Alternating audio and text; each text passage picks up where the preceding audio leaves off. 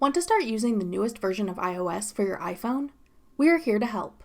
I'm Jessica, and in this video, I'll show you how to update your iPhone to iOS 26 with the new public beta.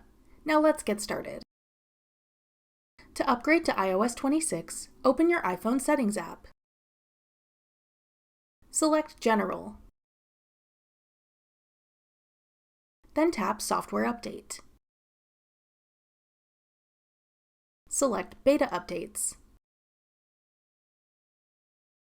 Then select iOS 26 Public Beta. Tap Back. Then tap Update Now. If prompted, enter your passcode. The iOS update will then begin downloading. This may take a while.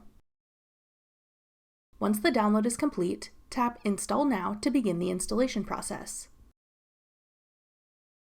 Once the installation is done, your device will reset and iOS 26 will be ready to use.